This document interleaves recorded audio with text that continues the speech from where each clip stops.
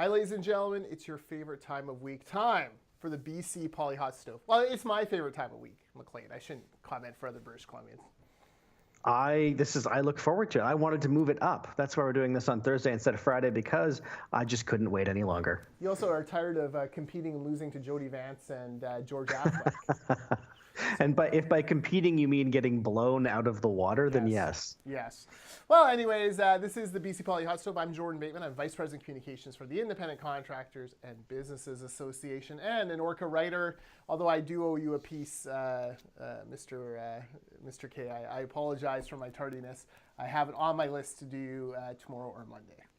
It's you've always got good credit at this establishment, and this establishment, by the way, is the Orca. I'm Maclean K. I'm the editor-in-chief, and I join you from the lovely legislature in Victoria. Yes, his arms are covered. He is ready to go. He's wearing his tie. He was allowed access to the Speaker's Corridor. All is right in BC Ledgeland. Well, let's go right to what's on the hot stove. And Maclean, I need you to kind of explain this issue to me because I know it's been dominating question period. Am I correct in saying this whole brouhaha over social services pay is essentially the Liberal or the NDP are giving more money to their union buddies than they are to rank and file, non-union social services workers for the exact same job? Is that what it all boils down to?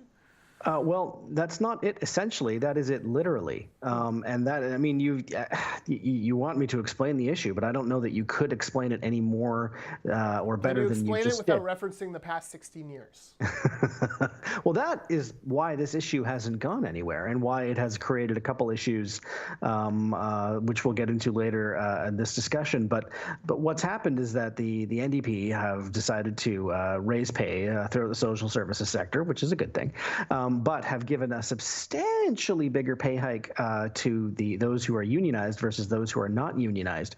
And when the Liberals have brought this up in question period, and indeed when the Greens have brought this up in question period, the answer is not some explanation that I can share with you now. It is literally a sneer. And the last 16 years, and I mean, occasionally the minister, Shane Simpson, has said, you aren't entitled to ask this question, which, whatever you think of the previous government, is not an acceptable answer in question periods. And so, when even the Tyee is writing about this issue, then probably the NDP has a problem on their hands. It's, I mean, we could get into the numbers and, exactly how much more they're getting paid, but they are just numbers, and I don't know them off the top of my head. I did this morning, but the point is that they are egregiously and explicitly paying unionized workers more than non-unionized workers, and not just hinting, but explicitly saying, if you want more money, join the union. Yeah, this is not surprising for me at ICBA, who've been following the NDP's very pro-union stance. Obviously, they're giving taxpayer-funded contracts to build the Patello Bridge and other major infrastructure projects exclusively to unions who happen to give them $2.5 million in donations, just happen to.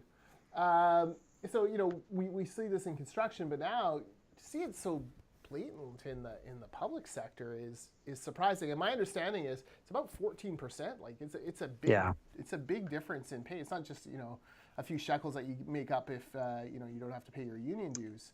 And you make a good point. For the exact same job. Yeah. I mean, that is actually something that I should have mentioned, is we're not talking about 1 or 2%, which would still be wrong, but we're talking about, 14%, which is pretty egregious. The Liberals have done, I think, a pretty good job keeping this top of mind. But I also want to single out the Green Party, because for them to follow the Liberals on a line of questioning is, I think, unprecedented. And the way they phrased it was essentially, they explicitly said the official opposition, is raising a good question, and you keep ignoring it. Can you please explain why you're doing this without referencing the previous 16 years? I mean, that's pretty close to verbatim. Of course, the answer started and ended with the previous 16 years. Yes. Yeah, I don't see how this is going to hold water for much longer. It certainly doesn't seem to be holding water with the media, and the last thing the NDP want are to me, this is like that goofy bus pass issue. It's one of those dumb things that governments do because it's a philosophical thing. And then you actually look at the dollars and cents and you wonder, just spend the money and fix it. Yeah, no, I think if they persist in slamming their head against the wall, I think this will be one of those things they look back at in a few months, and the wiser among them will say, we should have just fixed it. We can just stub our toe and say, you know what, you're right, let's fix it, and people will have forgotten in 8-9 months, and that's what a smart government would do. I do not see them backing down on this one, though. Yeah. Well, philosophically, I guess they can't. Look, they're so in bed with these unions. I mean, sometimes some of them literally in bed with unions. For example, I discovered this week that Amber Hawken, who I believe is Deputy Communications, is married to the head of the BC Federation of Labour, Laird Cronk. And this may be public knowledge in Victoria and other places, but certainly not to those of us outside the cesspool bubble, as Christy Clark once described Victoria. So they are so in bed with the unions. I mean, the union movement actually has membership in the NDP. They are inextricably linked. We see it in construction. We saw it in the clawback of jobs in the health sector, moving private sector jobs into the unionized sphere, and now we're seeing it here in social services. WorkSafe is undergoing a review. We're waiting to see the terms of reference, but the person they put in charge of it is a dyed-in-a-wool labor person. That's not going to be good. The BC Business Council has been waving the red alert flag. I guess I should talk in Star Trek terms if I ever hope John Horgan will understand anything I have to say. So, they're calling red alert on many of the policies that John Horgan's brought into place that are penalizing employers, not the least of which is the employer health tax. So you have all these things starting to add up, and it just continues this playing field being tilted pretty substantially towards the NDP's friends in the labor movement. Well, and the galling thing is not even so much that these unionized social services workers are getting a hefty raise. It's that they seem chiefly concerned with making sure that the non-unionized workers don't. It's the disparity that seems to be important to them. And that's what makes this thing look so, it makes it stink, because it's a pretty clear inducement to tell them, well, you better unionize then, you better join. And I mean, it's if they had just said, we're giving a raise and, you're all eligible, but instead it's clearly picking a winner and a loser. Yeah, no, absolutely. It's very cynical, and it's the kind of thing that drives people crazy about the NDP and why the NDP only get trusted with the levers of power very, very rarely in this province. One term in the 70s and two in the 90s, and then this minority term. I mean, if they could ever just, do the common sense smart thing instead of constantly pandering to their union base at the cost of, good jobs and fairness to other workers, we might actually see a major political shift in BC. But who am I to give them advice? Until those days, I mean, and you bring up an interesting point, because their time at the wheel tends to be brief, and because, I mean, to further that, this is, as you mentioned, a minority government. There is a sense that NDP governments in general, but also this one, seem to be in a hurry. Because they know that their time in office is likely to be short. At least that's the history. And so if they have big plans, they don't necessarily think they have the luxury of, waiting for the second term, because that almost never happens. Well, as you mentioned, it's only ever happened once. And so if that results in sort of rushed policy, which may be what this is, that's an occupational hazard of an NDP government. Yeah, well, they are always there for a good time, not a long time. Well, exactly. As Dave Eby said, or as my favorite premier, W.A.C. Bennett, said, every once in a while, British Columbians need to touch the hot stove of NDP socialism, recoil in horror, and then, avoid them for another 10 to 16 years. So there you go. And speaking of recoiling in horror. Recoiling in horror. Maple Ridge. Wow. So let's set the stage here. I live in Langley, which is right across the bridge from Maple Ridge. Mm-hmm. Maple Ridge traditionally have been conservative BC Liberal / SoCred ridings. They flipped to the NDP. In the last election, two of them, one basically because of a vote split with the BC Conservatives, and the other one kind of went along with it. Those two seats, incidentally, gave the NDP just enough to get their minority government. If they'd stayed BC Liberal, maybe Christy Clark is still the premier. Who knows what kind of crazy parallel universe we live in. But they have issues in Maple Ridge, as many communities do. They have a tent city of homeless folks there. They've been trying to figure out what to do with this for a long time. Anita Place, I believe it's called, in a great double entendre. Fantastic, well done, Maple Ridge folks. Anyways, the Premier has come in and said, hey, we've got an answer for you. We've got some housing we're going to put up and house all these folks. The problem is the original, or the model for this is in Nanaimo, and Nanaimo has seen something like a 250% increase in crime in the area where this supportive housing has gone in, because supportive housing doesn't always come with the supports that are promised. Did I get that correct? I mean, you got that exactly right. This was canvassed in question period today. The BC Liberals had great fun quoting an extremely recent NDP MLA and now Mayor of Nanaimo, Leonard Krogh, in saying that, there have been problems. And that's just indisputable. Police calls is a pretty easily referenced stat in Nanaimo, and that they just simply don't have the supports in place. What has been planned is apparently one nurse that rotates between these three facilities, and the NDP are calling that 24/7 supports, which is, let's be generous and call that a stretch. And the other thing that the NDP response today was to take quotes from other mayors, which are not Maple Ridge or Nanaimo, places like Kamloops and Kelowna, where they've had, I'm going to use the air quotes here and say similar projects, but not exactly the same, saying, nice things about them. But the problem is that's not Maple Ridge, and that's not Nanaimo, and it doesn't address the central concern that A, there are not adequate supports in place for what is clearly a need for them, and also B, there is this willingness to dismiss any concern that with supportive housing comes things like, more crime and calls for police, and pretending otherwise is just that. It's pretending, and it's not callous to point this out, and in fact probably makes the problem worse if you insist on everyone pretending that that's just not the case. Yeah, it's so interesting. Like, there's a similar project being proposed in Langley. They've bought an old hotel adjacent to a Home Depot parking lot, and they've made big promises to the neighbors, and the neighbors, I think, are going to hold them to it. The neighbors didn't come out in revolt. It was actually fairly well received. It's across a major arterial road from the closest neighborhood, so that helps. But you do wonder, right, if Maple Ridge does not go well, if you're the NDP, I think Maple Ridge has to go well. You have got to find a way, even if you're spending too much money and overstaffing those particular facilities, you've got to find a way to somehow turn the tide on that, because if Maple Ridge turns out to be correct in their concerns, you're running into major problems. Like, no community is going to want to have any of these shelters anywhere near them.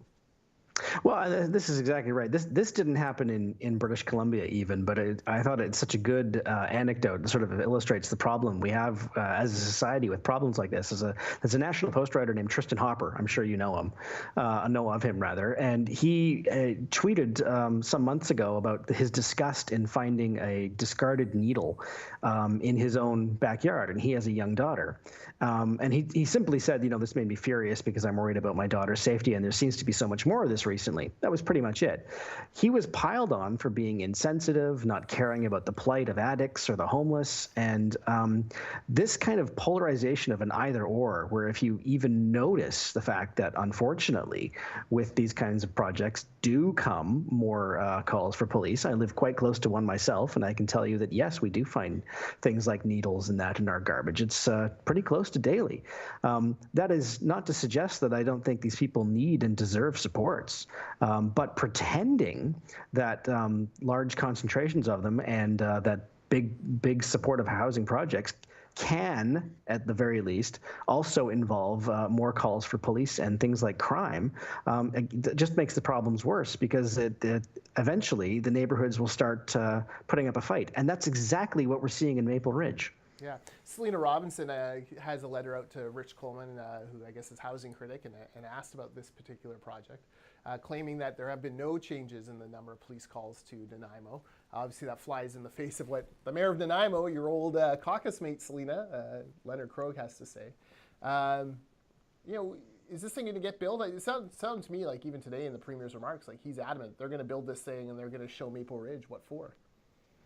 That certainly seems to be the direction right now. They seem to be content to make this into a fight between themselves, the forces of caring, and against the mayor, I guess specifically Mike Morden.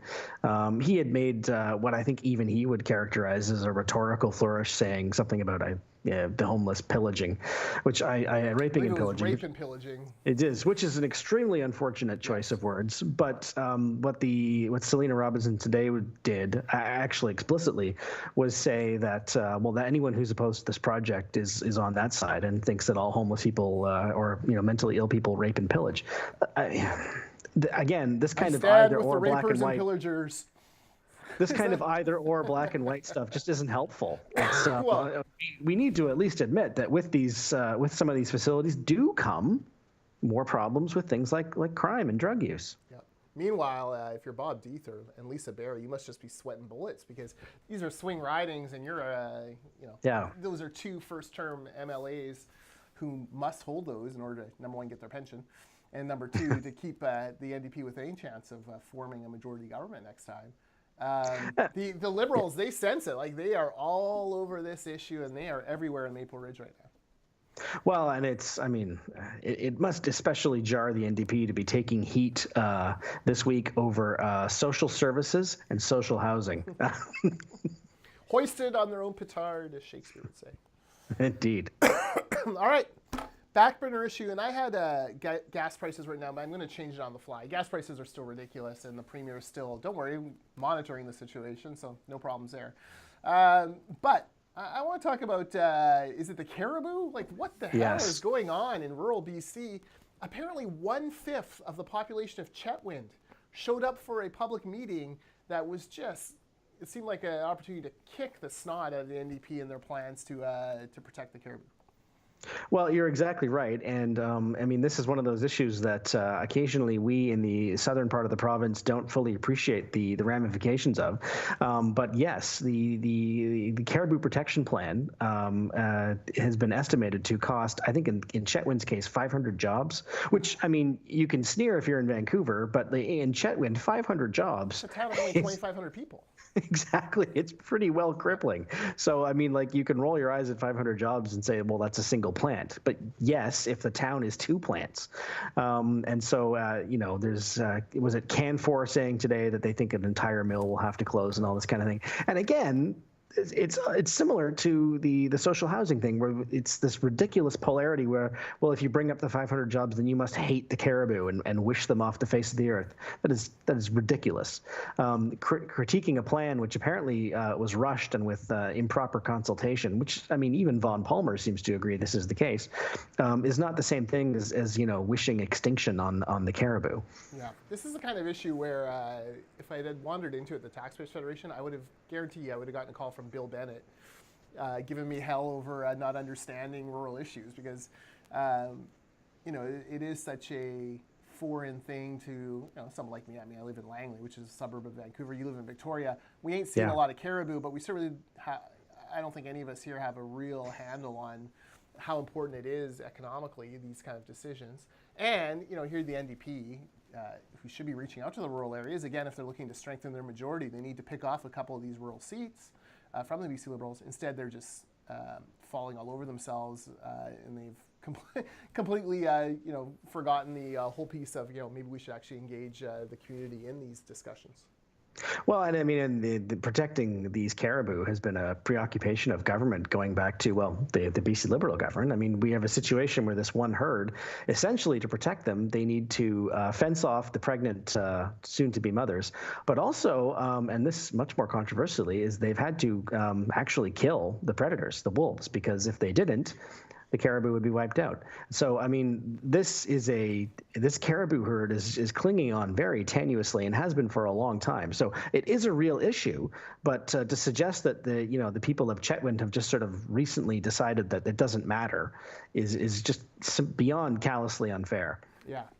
And, one of the residents of Chetwynd said, look, if you're going to deny us access to the backcountry, like 100% deny us access to the backcountry, what's the point of even living in this area? That is one of the great attractors, not just for jobs, not just economically, but style of living. Yeah, I couldn't agree more. The back burner issue that I wanted to talk about, and this is Yes, I know. Shame. I'm going to heckle Well, you exactly. this whole time. See how effective it is. That is the back burner Boo. issue. Quiet Heckling is you. The last 16 years have once been a again. disaster of heckling. Boo. Well, this is kind of what QP has been like this week. It has been an extremely raucous, loud, and very angry week. But this week was extraordinary in that Speaker Darryl Plecas decided that he had no more choice. He had to intervene and reminded. You had a choice, sir.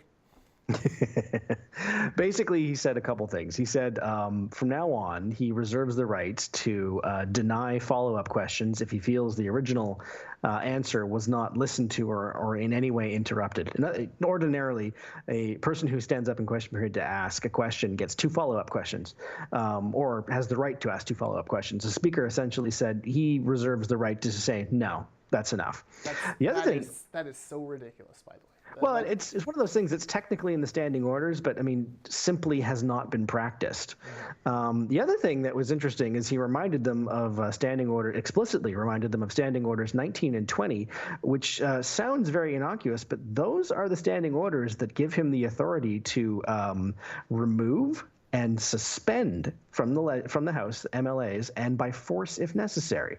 So, I mean, he was very much flexing his muscles. Alan Mullen, I hope he didn't get a hold of Gary Lenz's gun. Well, and I mean, he's already gunpoint. He is. I mean, however you feel about heckling in the legislature, Plecas is walking a tightrope here because he cannot. First of all, no one can pretend that heckling is a one-party issue. There are notorious hecklers in all 3 parties, including, the leader of one, Andrew Weaver. John Horgan, to himself today, admitted that he heckles on occasion in the House because he just can't help himself. So, I mean, it is hardly a BC Liberal issue. However, Plecas, because of who he is and his history with the BC Liberals, is going to have to bend over backwards to make sure that he's not just applying it to the opposition. And unfortunately, so far, that has been what he's done. He hasn't done anything serious. He ruled Peter Millibar out of order when, in fact, he meant Todd Stone, which was a problem. And he singled out Mary Polak for heckling, calling it outrageous. And Polak, to her credit, asked for a clarification and saying if he wanted to change the rules, it would greatly help if he would explain to us what the rules are. Okay, well, let's take this a few steps. I find the hand-wringing, the holier-than-thou nonsense over heckling to be among the most obnoxious tropes in BC politics. It drives me crazy when I read on Twitter these, they're heckling each other, these poor sensitive flowers, poor babies. Heckling is part of the parliamentary system as long as we can remember. It's certainly part of the Westminster system. Go to other legislatures anywhere in the world that run on British parliamentary procedures, you will hear heckling. It is part of the game. You know what? If the question can't be heard or the answer can't be heard, frankly, well, first of all, it's called question period, not answer period. I've yet to see the NDP give a substantive answer to anything in this session, but whatever. The Liberals did the same thing when they were in power. That's what governments do. But, they can ask whatever they want. And they can heckle if they don't like the answer. That is part of the toolkit. I saw that, Plecas pulled out a letter from a little old lady. God. They're acting like babies, and I'm ashamed to be, grow up. Every workplace has its own unique culture. Every parliament has its own unique kind of thing. Heckling is part of what happens in British Columbia and in many other legislatures around the world. I just hate the sanctimony. It just drives me crazy. And frankly, the last person I want to hear about obeying rules or conventions is Darryl Plecas, who walked out on his party. Well, and I mean, as I say, we mentioned we canvassed this about an hour ago now with the Premier, John Horgan, and it's not like he said Darryl Plecas is wrong, and he also said the BC Liberals should heckle less, because of course he's going to say that. He's the leader of the NDP, but he also said he heckles. Yeah, he was a terrible heckler when he was in opposition. Yeah. I would argue an effective one, and just like the BC Liberals have very effective hecklers now. If during question period the government chooses to not just ignore the question, but to actually insult the person asking the question, which is what happened this week, to expect the opposition to just sort of sit there and take it it's just It's not going to happen. And heckling is the one way that they can sort of effectively register their disgust with the answer. And in fact, it's not as though it happens all the time. Today, there were several questions, and in fact, a very constructive exchange between Todd Stone and Adrian Dix on the issue of possibly looking into banning flavored vaping products. And, the question was respectfully asked, and Health Minister Adrian Dix stood up and said, you know what? I'm prepared to work with you on that. Was there any heckling on this? No, because he answered the question and treated the Todd Stone like a human being. If he had stood up and said, for 16 years, Todd Stone, you had a chance to address vaping, even though it didn't exist back then, and you guys are sending kids to their, coffins in little, because you haven't been controlling this. And he would have been heckled, and he would have deserved, and rightfully so. Yeah, but no, he handled it differently, which was actually good that he did that. First of all, it was to his credit, but also it showed that if you acknowledge the question, chances are we're going to get a much better tone and more insightful answers. Everyone looked better. Yeah. Anyways, the heckling thing drives me crazy. One last side note on Adrian Dix, by the way. If you recall, we were helping through ICBA a former member who is dying of Parkinson's disease, and he wanted a certain surgery, and the ORCA approached Adrian Dix with some of our information on it, and Minister Dix doubled the funding. I'm happy to report, I heard from the family today, his surgery is scheduled for May 14th, which is outstanding news after waiting on a wait list for 3 years. Looks like they're clearing the decks now, so. That is fantastic news. I'm very glad you told me that. Yeah, it's very cool. So always nice when that stuff happens. Okay, who's heating up? Who's hot? Who's cold in politics? I'm going to go out on the limb here. I think heating up is Jason Kenney. I've been crunching the poll numbers. Just kidding. I went to CBC's poll tracker. And it seems like whatever Rachel Notley's been throwing at the UCP in Alberta, looks like Kenney's going to survive it and win a pretty solid majority government in Alberta. We are April 16th is the election, Tuesday, April 16th. And so we're 5-6 days away, and he is still ahead. This is interesting for the Premier of British Columbia, who, while he disagreed with Rachel Notley, there certainly wasn't the animosity, the open hostility with which Jason Kenney looks upon one John Horgan. My pet theory on this, and I agree with you that Jason Kenney is going to win that election, and I'm happy to discuss my theories as to how and why that's basically inevitable. But my pet theory, and you might even call it a conspiracy theory, is I think John Horgan and the NDP here are quite happy to see Jason Kenney win next door. I mean, think about it. Rachel Notley has been canvassing the exact same issues just as hard as Jason Kenney is likely to.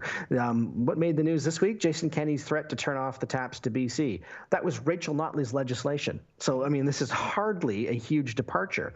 The one thing that Jason Kenney will present John Horgan is a much more convenient villain. No more awkward questions about the NDP civil war. He can point to the right-wing boogeyman across the Rockies who will stop at nothing to cripple BC's economy. He can't say that about Rachel Notley, at least not with a straight face. And so I think that even though Jason Kenney, especially on the pipeline file, will probably not be from John Horgan's point of view, perceptibly different, it'll be so much easier to complain about him than it would be Rachel Notley. Yeah, that's true. I do think Horgan will be... I do think Kenney is more likely to use the stick, though, than... more likely. But he went to the brink and then pulled back. He's never going to do that. Yes, it's very true. And, even if Eby goes to court and gets an order saying that the oil needs to flow, which would be ironic since he's also in court saying oil must not flow, my sense is Kenney would gladly get arrested on some sort of contempt of court charge. Well, exactly, and here's the thing: is that I mean, unless we're talking an immediate injunction, that is still going to take a week or two. Yeah. It's not going to take very long for the oil shutoff to British Columbia to cause serious economic harm. Jason Kenney and anyone else who wins the election in Alberta is not looking to starve anyone here in British Columbia. Is looking to make a point, and a week or two would do that. Yeah. Now you've got someone who's hot, and this is going to bother my friend Jody Emery. So go ahead. This question also got canvassed with the premier today. It's obviously what is today, April the 11th. So 9 days from now will be 420, and the annual pot. It's a Saturday this year, so they don't even have to pretend to There you go. call in sick. They can just not show up for any work. The issue with the 420, I'm going to call it a festival or a protest, is that it has been considered and calls itself a protest. And this is crucial because it means that they don't have to chip in for things like sharing costs of policing, which are significant, or cleaning up, which have been even more significant. Look, pot has been the marijuana, cannabis is the prohibition's been lifted. It's legal now, and yes, you can. And I probably agree with our friend Jody on that. It could have been handled much better. And I saw Dana Larson making his case today on Twitter, outlining several reasons why there's still plenty to protest when it comes to cannabis. And I'm 100% open to those arguments. The point I'm making is that I think enough money is made at 420, and that the larger point, which is that it was illegal and now no longer is, and that has been won. They can at least chip in with what have been significant cleanup and policing costs. I don't think it's ridiculous to ask them to pay for a portion, even as a gesture. And so whichever City of Vancouver councillor or mayor, looking at you, Kennedy Stewart, who says, you know what, we need to make some kind of a deal, that's my pick for the hot. It is amazing that 420 has grown this big. It's a huge event. They get away with stuff that, if we were doing a protest, we'd never get away with. Mm-hmm. But because it's Vancouver and it's marijuana, kind of a blind eye gets turned. Well, so I don't think any politician is going to be brave enough to stand up, though, because there's none have previously. I mean, we should canvass our friend George Affleck. Like, what did he used to do on this? Did he used to beat it up? I can't really remember.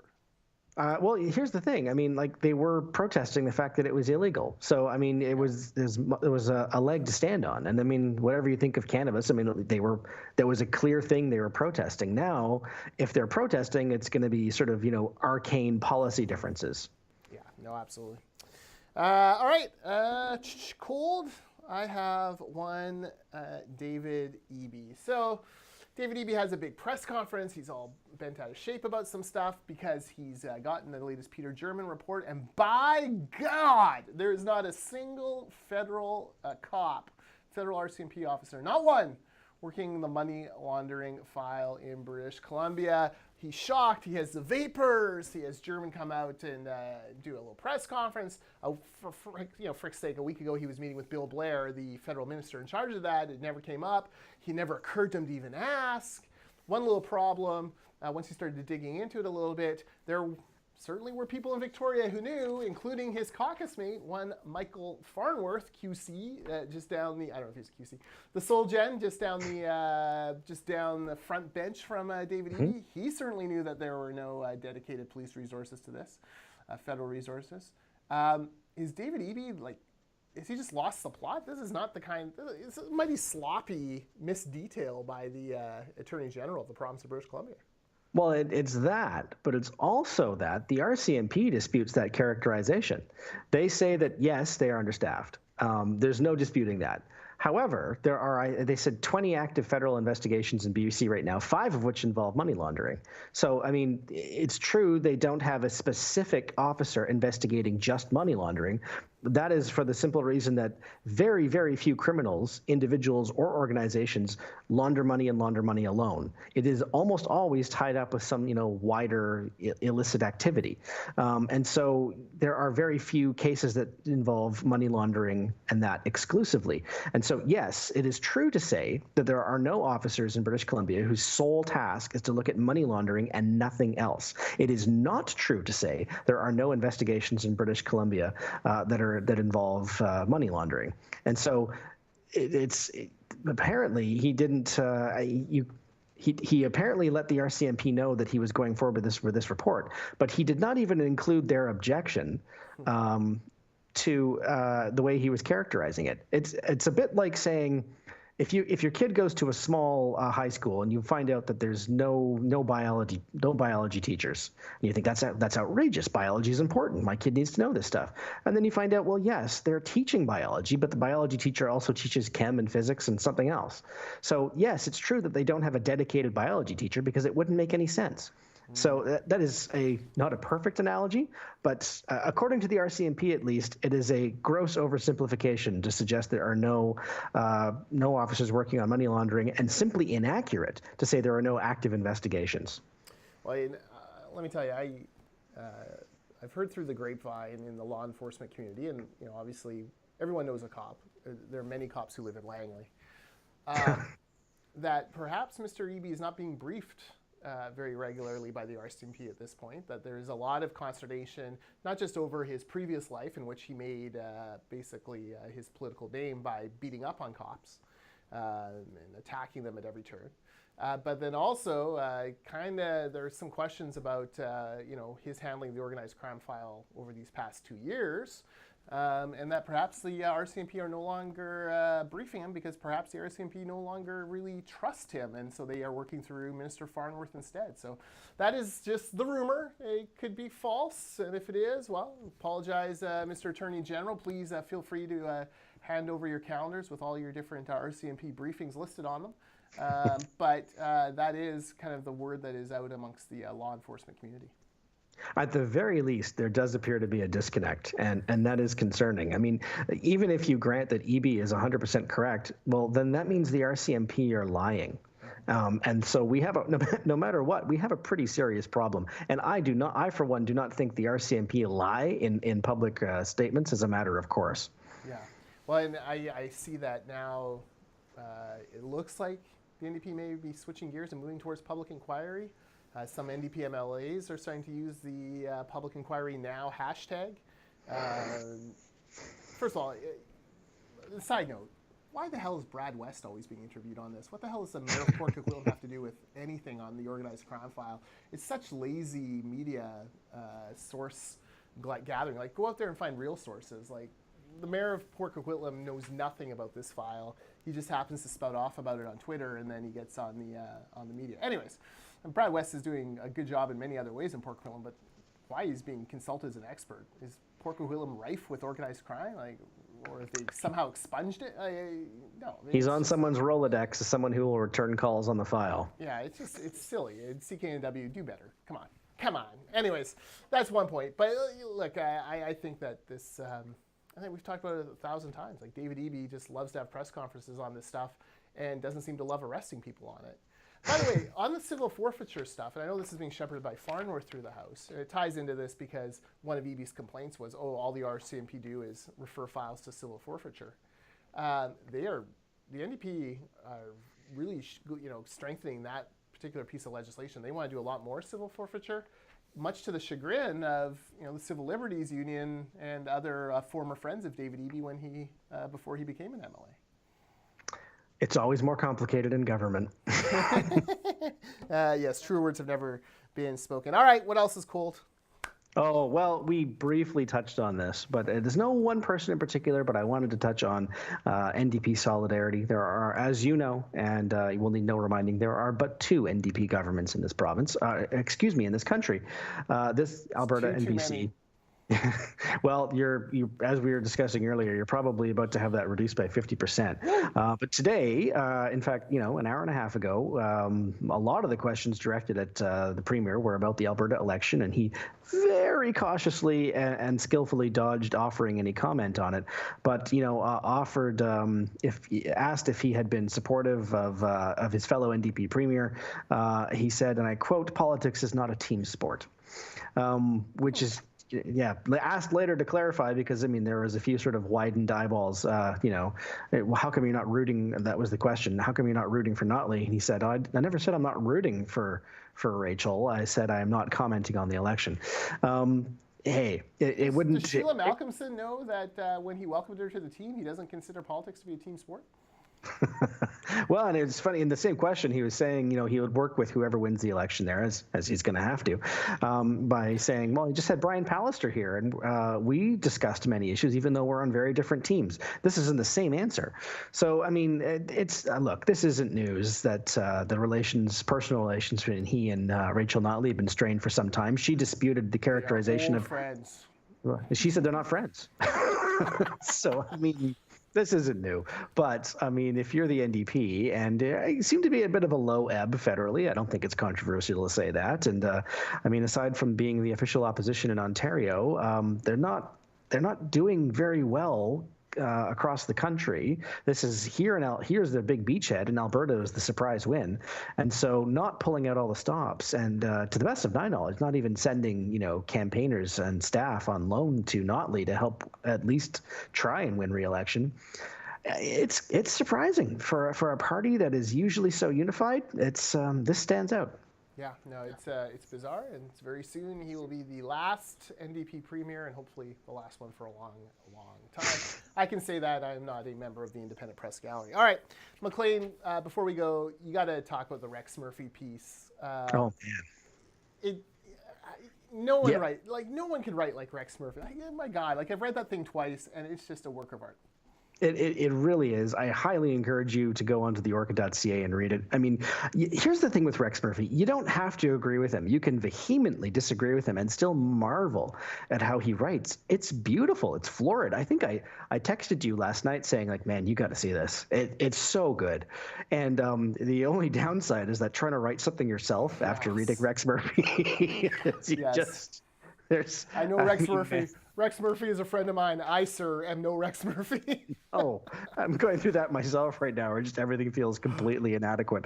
But yeah, no, I mean, again, you don't have to agree with it, but the piece that he wrote today on Justin Trudeau and where he thinks he's going to go with his credibility sort of evaporating on several files, where he's going to double down. I mean, first of all, I think it's good analysis, but second of all, man, there is only one Rex Murphy, and we are very proud that he is one of us. Exactly. Swimming with the pod. Theorca.ca, at theorcabc on Twitter, facebook.com/theorcabc, and bit.ly/theorcatv. There are rumors in May of a Rex Murphy sit-down with Rick Clough.